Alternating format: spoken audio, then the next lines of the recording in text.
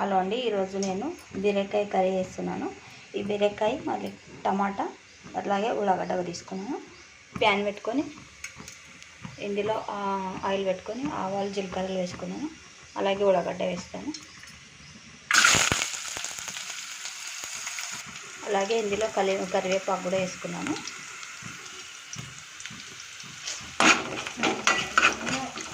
ఉల్లిపాయ ఫ్రై అయినాక ఇందులో నేను కొన్ని పెసరపప్పు వేసుకుంటాను.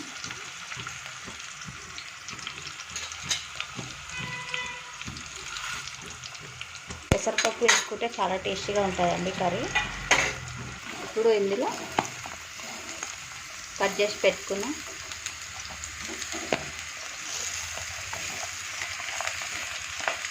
బీరకాయ వేస్తున్నాను.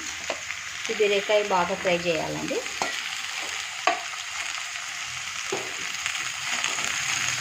బాగా కలపాలి. బాగా కలిపిన తర్వాత ఒక 2 నిమిషం మూత పెట్టి మగ్గనివ్వాలండి.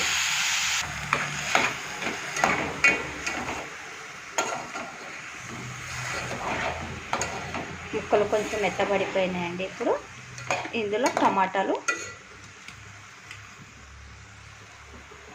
వేసుకుంటున్నాను.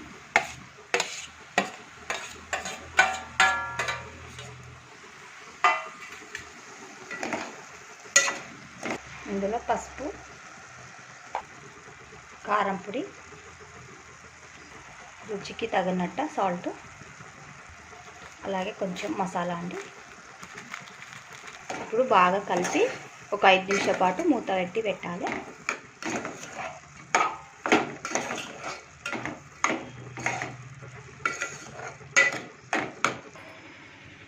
ఇప్పుడు కర్రీ ఉడికిందేమో చూద్దామండి.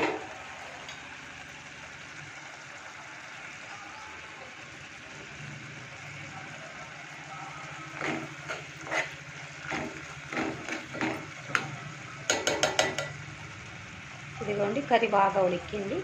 అయిపోయిందండి కర్రీ. ఇంతేనండి ఇది. ఇప్పుడు తీసి సర్వింగ్ బౌల్లో వేసుకునేది ఒకటే. ఇది వేడి వేడి రొట్టెకి బాగుంటుందండి. అలాగే అన్నంకి కూడా బాగుంటుంది.